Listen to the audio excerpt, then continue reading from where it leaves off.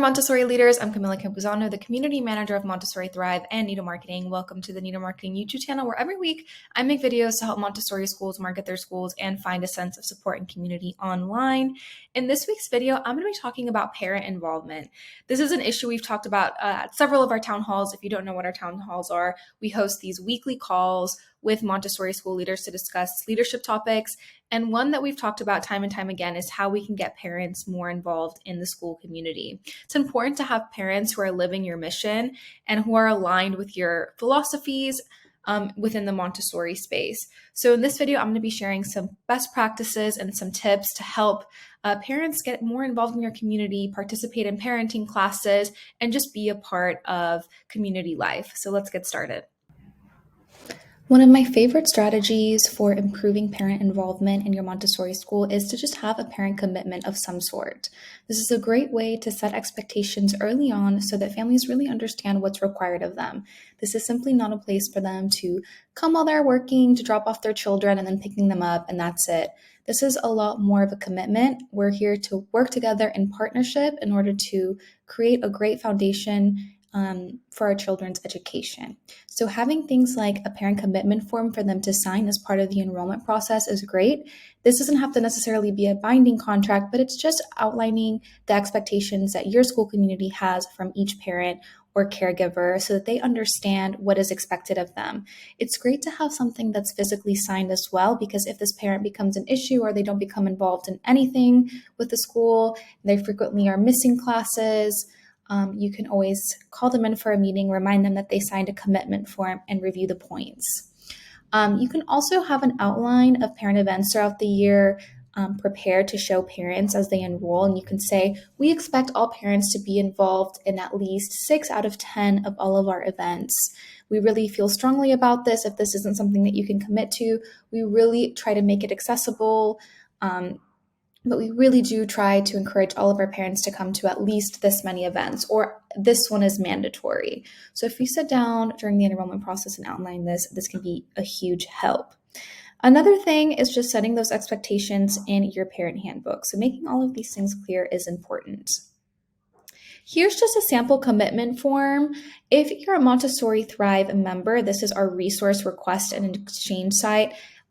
Any school leader can be a member, and you can actually check out our free trial for 2 weeks, and you can check out the resources we have. But we have a sample parent commitment. We have a few actually. So if you're looking for a sample, this is a great one. Just something to have parents sign, and you can amend this, you can edit it, you can add things, you can take things away, but it's just nice to have something for parents to sign. So here's a sample. And again, we have a variety of these in Montessori Thrive. The link to that is in the description to this video.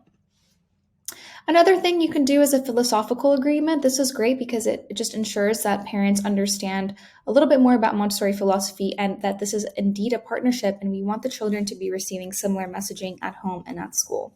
So this is another option that you can have if you don't want to have a commitment form, that you're just agreeing to have the same philosophical approaches when it comes to that child's education. You can sit down one-on-one and explain to parents, this is why we feel strongly about this. We want the child to have a well-rounded experience, and we don't want them to have conflicting messages. This will really help ease the child into your community and just create a stronger bond with that family. And it will hopefully leave them really impressed with how they're seeing their child respond to Montessori, both in the classroom and at home. Hopefully you can retain those families for longer.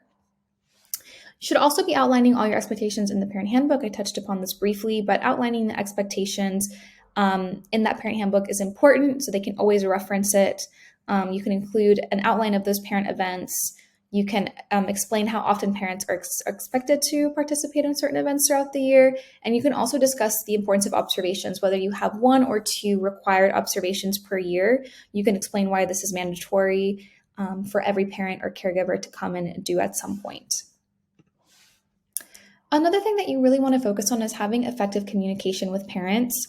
You want to make sure to provide clear and timely communication about upcoming events and send multiple reminders on SMS, on your school website, on social media.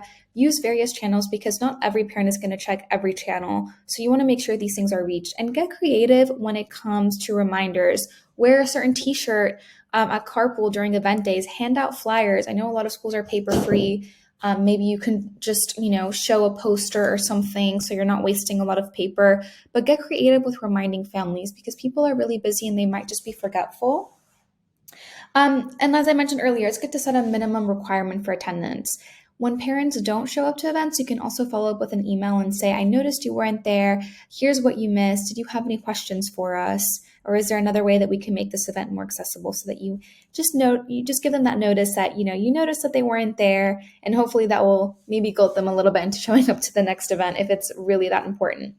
I also think it's important to release annual school calendars so that these parents can mark the event very early on. You don't want to announce things a month before, 2 months before, if possible. You just want to say, every year we do this and this during the month of October, so please mark your calendars for this date. So you want to make sure to give plenty of notice.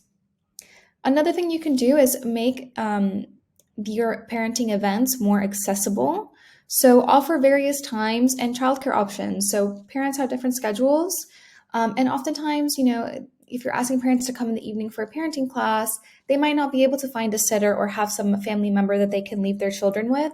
So maybe open up a classroom, pay your teacher to stay a little bit extra, and look over the children for an hour and a half while the parents take their parenting course. You can also offer things like dinner or a meal. This really helps parents and gives them an incentive to come to the event. So this is something that you can do. You can also provide both in-person and virtual options for events. So you can host things on Zoom, record them, and send them out to parents. For parents who don't show up to the live session, maybe you can ask them to fill out a summary of what they took away from each lesson if they're watching the recording, just to make sure that they've watched it. So there's a variety of approaches that you can take in order to make your parent classes a little bit more accessible. Finally, you can do something personal. You can have personal invites to your parenting events. I think it's always nice to offer something that's a little bit more individualized. It encourages parents to come and it makes them feel like they're more important. And have parents RSVP so you have a number of who's coming. Plus, if parents RSVP to something, they're much more likely to end up going because they said, I've already said I've committed to this, so I can't not show up. So it's just nice to have something a little bit more personalized. Another thing you can do is have parent ambassadors. So you have people in your community who are involved all the time. You can use these people to recruit parents to come or just send out those reminders. They can help pass out flyers and encourage other parents to come.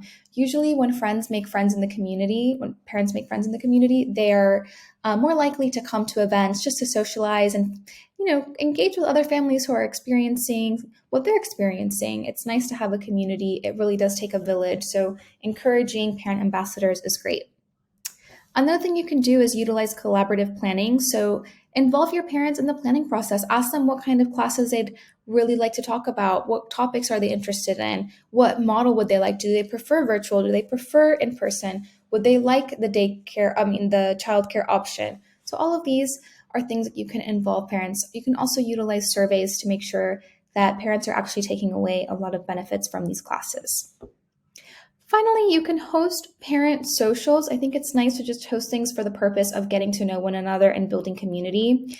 This is a huge incentive for parents to keep coming back to the school. You can host things like book clubs, coffee meets, potlucks, fairs, and festivals. If you have any other ideas for parent socials or for getting parents involved, please do leave those in the comments. We love hearing your ideas and solutions. We know that parent involvement is super important in building a healthy and strong school community. I hope you found this video helpful, and I'd love to hear your tips and advice for getting parents more involved. So is there something I missed? Please feel free to drop it in the comments. We're always looking for new ideas and some inspiration. It's important to get those families involved. It helps with long-term retention. It helps the child because when the parents are really in a true partnership with the school, it just creates a better experience. So there are so many benefits to improving parent involvement in your Montessori school community. I'll be back next week with another Montessori marketing video. Until then, take care.